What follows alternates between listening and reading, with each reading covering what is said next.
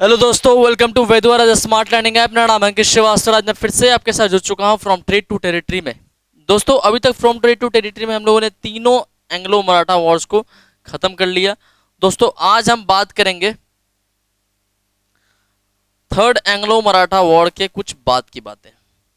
देखिए, third Anglo Maratha war के बाद मैंने आपको बता दिया था कि किस तरीके से अंग्रेजों ने यहाँ पर अपनी सुप्रीमेसी को डेवलप किया। ठीक है ना। उसके बाद यहाँ पे पारामाउंटसी नाम करके, पारामाउंटसी एक टर्म है दोस्तों जिसको ईस्ट इंडिया कंपनी ने यूज किया था। ये किसको डिनोट करता है?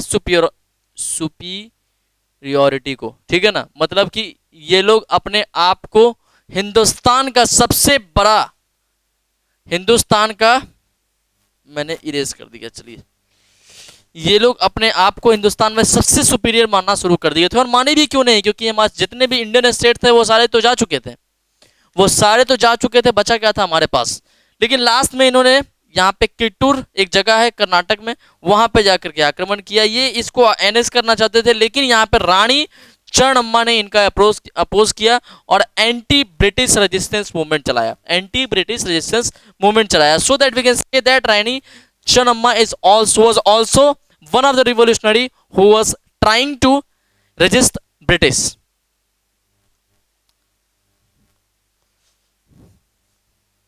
हम लोग दोस्तों ऐसी थोड़ी और घटना पढ़ेंगे। देखिए, ब्रिटिश भी बहुत शांत नहीं रहे, इनको यहाँ हिंदुस्तान में अपोज किया जाने लगा। मतलब कि अच्छा खासा इनको अपोज किया जाता था। ठीक है ना। ये देखिए, किट्टूर में गए, वहां पे ये लोग सफल नहीं हुए। अब यहाँ पे देखिए, यहाँ पे राणा नाम करके एक बहुत ही गरीब चौकीदार है जो कि कित्तूर का ही रहने वाला है। वो रानी चरणअम्मा के साथ उस रेजिस्टेंस मूवमेंट में, उस एंटी ब्रिटिश रेजिस्टेंस मूवमेंट में पार्ट लेता है जाकर के, और वो कित्तूर को बचाता है। ठीक है ना। और इस क्रम में ये ब्रिटिश के काफी सारे कैंप्स को डिस्ट्रॉय कर देता है उनके साथ मिलकर के। तो भाई राणा, अगर इसको लोग राणा ही बोलेंगे कोई दिक्कत नहीं है भाई। तो राणा भी बहुत ही ज्यादा हेल्पफुल रहा किसमें? एंटी ब्रिटिश रेजिस्टेंस मूवमेंट में। So that we can say that दोस्तों, रानी चरणअम्मा और Rana both were revolutionaries. Okay, ठीक है ना। कोई दिक्कत दोस्तों, यहाँ पे आप लोगों को दोनों के दोनों ही यहाँ पे रिवॉल्यूशनरी के तौर पे सामने आए, क्रांतिकारी। ओके, अब चलिए आगे की बात समझते हैं। यहां तक की बात तो होगी, कित्तूर तक का हमने एक एग्जाम्पल ले लिया, एक इंस्टेंस हमने यहाँ का ले लिया, एक घटना का एग्जाम्पल यहाँ पे हमने ले लिया। लेकिन अब हम समझेंगे कि भाई अब नॉर्थ के रीजन में किसका राज चल रहा था। यहाँ पे नॉर्थ के रीजन में किसका राज चल रहा था? देखिए, हो क्या रहा था, मैं आपको बताता हूँ। हो क्या रहा था दोस्तों, ईस्ट इंडिया कंपनी देख रही थी कि रशिया धीरे धीरे उस समय धीरे क्या कर रहा था, वो नॉर्थ वेस्ट के तरफ में अपने टेरिटरी को और बढ़ाते चला जा रहा था। तो इससे डर के ईस्ट इंडिया कंपनी वाले चाहते थे कि भाई हमें भी उस रीजन को फतेह करना है। और इसी क्रम में वो लोग सिंध, जो कि आज के डेट में पाकिस्तान का हिस्सा है, वो लोग सिंध को अपने अंदर कब्जाएं। हालांकि सिंध को वो लोग कब्जाने में एकदम कोई दिक्कत नहीं उनको, वो लोग उस पर कब्जा कर लिए। 1843 में उस पर कब्जा कर लिया गया। किस पे? सिंध पे। तो सिंध पे कब्जा कब किया गया? 1843 में, 1843 में। लेकिन ये लोग चाहते थे कि भाई किसी तरीके से पंजाब को भी अपने अंदर ले आया जाए। देखिए, मैं आपको बताता हूं सिंध क्यों नाम पड़ा, सिंधु नदी पे नाम पड़ा, कोई दिक्कत नहीं है इसमें आप लोगों को। तो सिंध एक पूरी टेरिटरी ही थी उस समय, बहुत बड़ी टेरिटरी थी।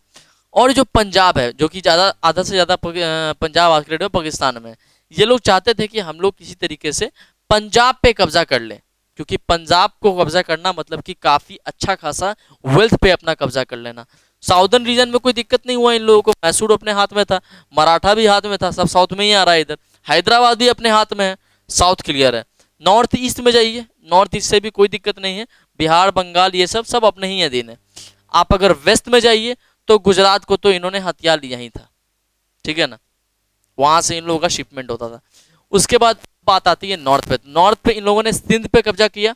नॉर्थ पे जब बात आती है तो सिंध पे इन लोगों ने कब्जा किया 1843 में, ठीक है। और उसके बाद पंजाब पे नजर जमाए ये लोग, लेकिन देखिए पंजाब पे नजर ये लोग जमाए तो जरूर, लेकिन उस समय राजा थे Ranjit Singh, Maharaja Ranjit Singh, one of the best ruler of Punjab ever had. देखिए मैं आपको समझाता हूं दोस्तों, आप अपने सामने जो पिक्चर देख रहे हैं ये महाराजा रंजीत सिंह ही है, ठीक है ना। ये महाराजा रंजीत सिंह, महाराजा रंजीत सिंह बहुत ही ज्यादा बहादुर योद्धा थे। पंजाब बहुत ही अच्छे से इन्होंने अपने अधीन रखा था, और जो कि सही भी था। देखिए जैसा कि आपको पता है कि 15वीं शताब्दी से गुरु का काल शुरू हो गया, यानी कि पहले गुरु हमारे गुरु नानक देव आए, है ना, और लास्ट यहाँ पे गुरु गोविंद सिंह पे आकर के वो मामला खत्म हो गया। मतलब कि लगभग 18वीं शताब्दी तक में सारा मामला खत्म हो गया, ठीक है। लेकिन उसके बाद सिखों के लिए तो कोई चाहिए ना, पंजाब के लिए तो कोई चाहिए ही था, चाहिए था कि नहीं चाहिए था। तो उसी रूप में यहाँ पे महाराजा रंजीत सिंह उभरे, और महाराजा रंजीत सिंह ने वहां पे काफी ज्यादा सुधार करवाए। हालांकि मराठियों की भी नजर इस पे थी, मराठियों की भी नजर यहाँ पंजाब पे थी, लेकिन क्या हुआ, क्या ऐसा पॉसिबल हो पाया मराठी यहाँ पे आ पाए? नहीं आ पाए। यहाँ पे सिखों का दबदबा रहा, शुरू से रहा, और महाराजा रंजीत सिंह का यहाँ पे दबदबा शुरू से रहा। लेकिन ईस्ट इंडिया कंपनी वाले चाहते थे कि भाई हम इनको हरा दें, पराजय कर दें। हालांकि किसी कारण से 1839 में इनकी डेथ हो गई, 1839 में इनकी डेथ हो गई, और धीरे धीरे धीरे करके पंजाब भी हाथ गया। तो ईस्ट इंडिया कंपनी ने नॉर्थ में भी अपना दबदबा पूरी तरीके से बना लिया, कोई दिक्कत यहाँ पे उन लोगों को नहीं हुई। अब हम लोग समझते हैं यहाँ पे थोड़ा मैप के जरिए।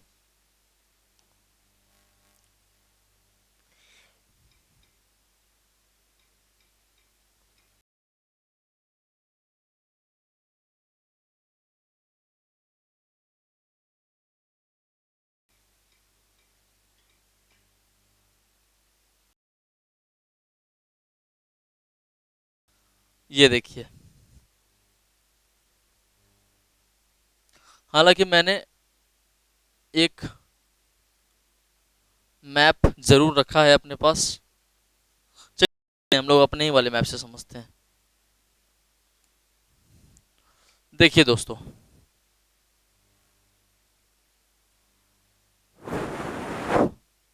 इस मैप से समझिए। अब अंग्रेजों का दबदबा हर जगह बढ़ चुका था, हर जगह बढ़ चुका था, ठीक है ना, कोई भी राज्य उनसे छूटा हुआ नहीं था। अगर आप साउथ साइड में देखें, अगर आप साउथ साइड में देखें, अगर आप साउथ साइड में देखेंगे बच्चों, तो ये जो आप रेड रेड रेड रेड देख रहे हो, ये पूरा जो है ये ब्रिटिश के अधीन ही है। जितना भी आपको रेड रेड दिख रहा है इधर, ये सब कुछ ब्रिटिश के अंदर का ही हिस्सा है, मतलब कि इसको ये लोग कब्जा लिए। सबसे पहले इस मैप को देखिए, ये पहला है, ये दूसरा है, और ये तीसरा है। मतलब आप देख सकते हैं कि किस तरीके से ईस्ट इंडिया कंपनी वालों ने अच्छे से यहाँ पे कब्जा कर लिया। आप इस मैप में भी देखोगे बच्चों तो यही चीज आपको देखने को मिलेगा, कुछ भी चेंज यहाँ पे नहीं है, ठीक है ना। ये देखिए,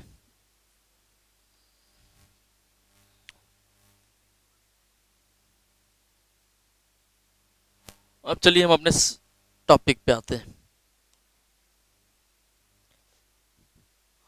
देखिए, ईस्ट इंडिया कंपनी का दबदबा कुछ ज्यादा ही बन चुका था। ईस्ट इंडिया कंपनी वाले इंडिया के हर एक कोने में खुद को सेटल कर चुके थे, खुद को एस्टेब्लिश कर चुके थे। अब उन्हें और किसी की जरूरत नहीं थी, ना कोई राजा ना कोई महाराजा, सिर्फ वही है यहाँ पे पारामाउंट, वो खुद ही सुपीरियर थे, उनको किसी की आवश्यकता यहाँ पे नहीं थी। तो चलिए इसको हम लोग समझते हैं और डीपली। देखिए, इसके बाद इन लोगों ने एक पॉलिसी लाई, इसके बाद इन्होंने एक पॉलिसी लाई। उस समय गवर्नर जनरल हुआ करते थे, उस समय दोस्तों गवर्नर जनरल हुआ करते थे लॉर्ड डल हौजी। क्या नाम था उनका? लॉर्ड डल हौजी। यानी कि लॉर्ड डल हौजी ने एक पॉलिसी लाई जिसका नाम था doctrine of lapse. Doctrine of lapse, lapse मतलब कमी, ठीक है ना, और डॉक्ट्रिन मतलब एक पॉलिसी, यानी कि जब किसी चीज की कमी, मतलब क्या, डॉक्ट्रिन ऑफ लैप्स क्या है इसको आप लोग समझिए। देखिए डॉक्ट्रिन ऑफ लैप्स के तहत अगर किसी राजा का पुत्र नहीं है, अगर किसी राजा का पुत्र नहीं है तो इट मीन्स कि उसका उत्तराधिकारी भी नहीं है, और बेटियां तो उत्तराधिकारी कभी थी ही नहीं, कभी बनी है क्या रजिया सुल्तान के बाद, नहीं बनी है, बेटियां कभी भी उत्तराधिकारी नहीं बनी है। तो इसीलिए ऐसा बोला जाता था, ईस्ट इंडिया कंपनी ने ऐसा एक पॉलिसी लेकर के लाया, ईस्ट इंडिया कंपनी एक पॉलिसी लेकर के आई थी जिसके वजह से जिस भी राजा का संतान नहीं है, इट मीन्स कि उसका उत्तराधिकारी नहीं है, उसका राज उसके मरने के उपरांत तुरंत कब्जा कर लिया जाएगा। बात समझ में आई आपको? बात आपको समझ में आई कि नहीं आई, मुझे बताइए। बात समझ में आई आपको दोस्तों? डॉक्ट्रिन ऑफ लैप्स क्या है पहले आप लोग इसको समझेंगे, उसके बाद हम लोग थोड़ा और आगे समझेंगे, ठीक है।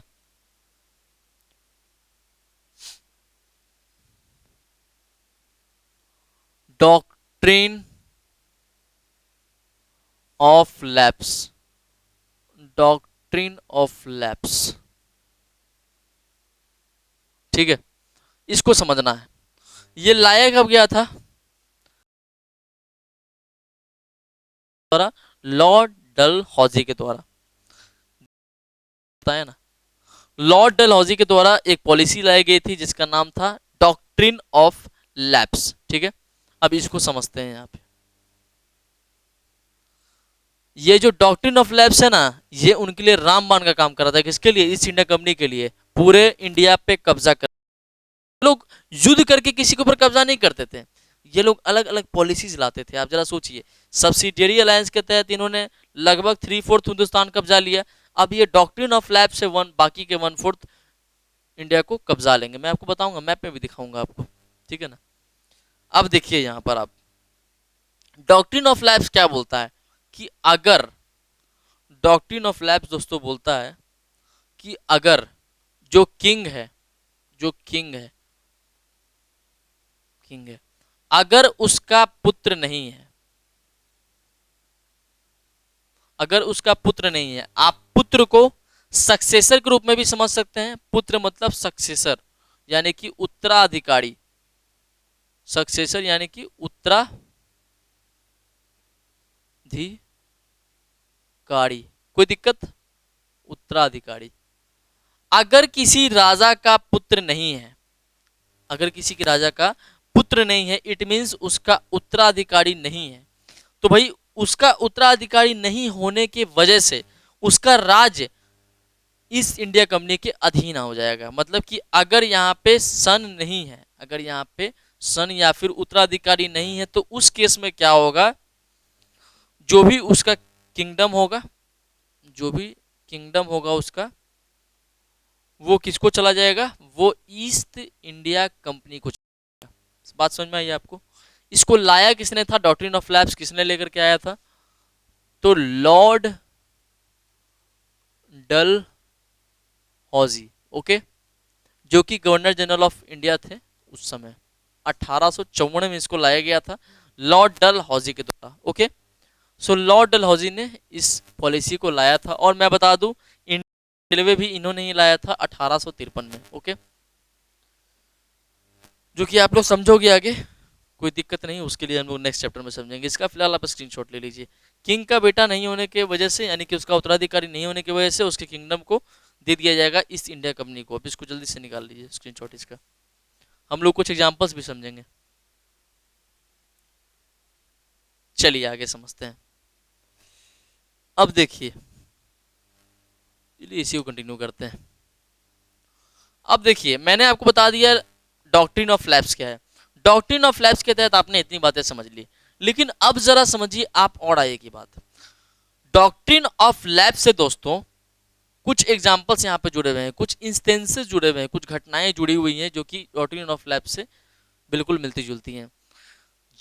आपको मैं बता दूं, इसका सबसे ज्यादा अगर कोई पॉपुलर एग्जाम्पल है तो वो झांसी के रानी के द्वारा किया गया एंटी ब्रिटिश मूवमेंट है, जिसमें क्या होता है, जिसमें क्या होता है कि उनके पति यानी कि गंगा, उनका पुत्र नहीं था। मतलब कि झांसी की रानी, हम उनको लक्ष्मीबाई के नाम से जानते हैं, लक्ष्मीबाई का कोई पुत्र नहीं था, जिसके अभाव में ईस्ट इंडिया कंपनी उनके ऊपर कब्जा करने के लिए आई।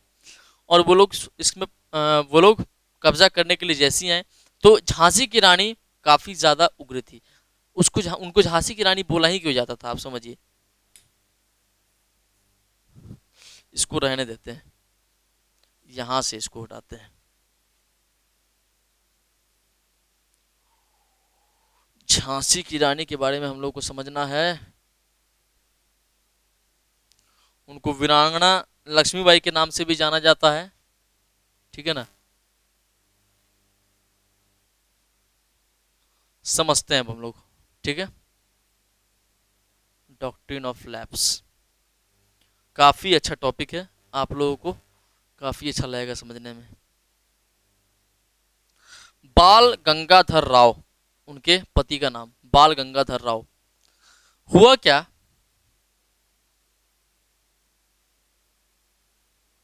बाल गंगाधर राव, ओके। कहाँ के राजा थे ये, झांसी के। कहाँ के राजा थे दोस्तों, झांसी, ओके। कहाँ के, तो झांसी के। पत्नी लक्ष्मीबाई, रानी लक्ष्मीबाई, रानी लक्ष्मीबाई। बाल गंगाधर और रानी लक्ष्मीबाई का बच्चों पुत्र, इन लोगों का पुत्र हुआ, लेकिन बीच क्रम में इनके पुत्र की हत्या कर दी गई। सोचिए जरा आप। और ये हत्या और किसी ने नहीं, बल्कि इन्हीं के भाई ने अंग्रेजों के साथ मिलकर के कर दी, ताकि उसको गद्दी चाहिए थी इनकी। जरा सोचिए, एक नवजात शिशु का आप हत्या कर दे रहे हो। इनके बेटे को मार दिया गया। तो इन्होंने क्या किया बच्चों, इन्होंने क्या किया, they have they have adopted a son. दोनों ने मिलकर के एक बच्चे को, एक adopted a child, they have adopted a child, और उसी को अपने बेटे के रूप में, अपने उत्तराधिकारी के रूप में सामने प्रस्तुत किया। लेकिन अंग्रेजों को तो ये चाल समझ में ही नहीं आई। अंग्रेजों का क्या था, मेन मोटिव क्या था डॉक्ट्रिन ऑफ लैप्स लगाने के पीछे, कि भाई डॉक्ट्रिन ऑफ लैप्स के तहत अगर आपका बच्चा नहीं है तो हम आपके किंगडम को एनेक्स कर लेंगे। लेकिन ये लोग तो अलग ही चाल चल दिए, ये लोग एक बच्चे को अडॉप्ट कर दिए। हालांकि इस बात पे अंग्रेजों ने इनके खिलाफ विद्रोह कर दिया, और रानी लक्ष्मीबाई उस युद्ध में विद्रोह कर दिया। लेकिन बाल गंगाधर राव उस समय में मर चुके थे, बाल गंगाधर राव मर चुके थे, और इनको भी जहरी देके मार दिया गया था, और रानी लक्ष्मीबाई और उनका पुत्र बचा था। हालांकि दामोदर नाम, आई थिंक, पीठ पे, ये अपने पीठ पे अपने बच्चे को लेकर के अंग्रेजों से लड़ी थी। मैं आपको दिखाता हूं,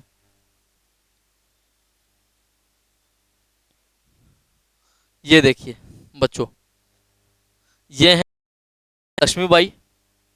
इनको झांसी की रानी के नाम से भी जाना जाता है, ठीक है ना। ये है झांसी की रानी लक्ष्मीबाई, और ये इनके पीठ पे, इनके पीठ के पे जस्ट इस पोर्शन पे इनका पुत्र,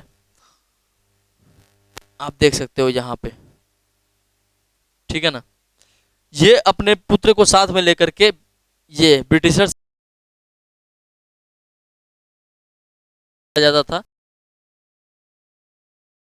रिवॉल्यूशनरी बोला जाता है, क्रांतिकारी। हालांकि ये अंग्रेज कभी भी शांत नहीं रहे। अरे भाई, आप दूसरे के देश को कब्जा किए हुए हो, आप लोग शांत कैसे रहोगे। आपके सामने यही है श्रीमान लॉर्ड डल हौजी, ओके। तो भाई आप देख सकते हो किस तरीके से डॉक्ट्रिन ऑफ लैप्स का प्रभाव पड़ा। और चलिए, ये तो एक ही लड़ाई हुई, लेकिन इसके पहले, ये तो भाई, इसके बाद तो भाई ये आप, मैं कह सकता हूं यहाँ पे, ये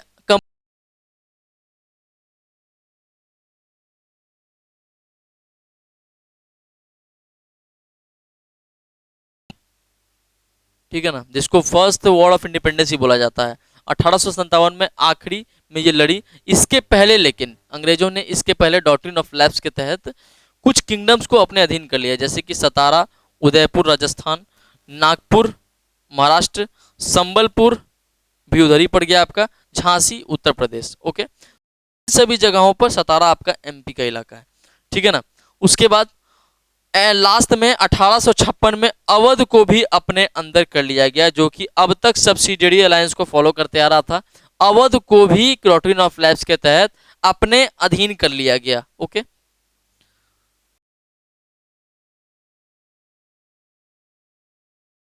जबलपुर, उदयपुर, नागपुर, झांसी और लास्ट पे अवध। अवध काफी ज्यादा इंपॉर्टेंट है, इसको आप लोग याद रखिएगा। तो भाई डॉक्ट्रिन ऑफ लैप्स के तहत इन राज्यों पे पूरी अच्छी तरीके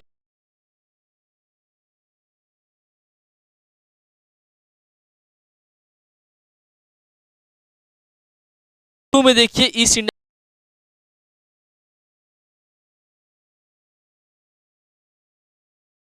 ये सब कुछ ही कुछ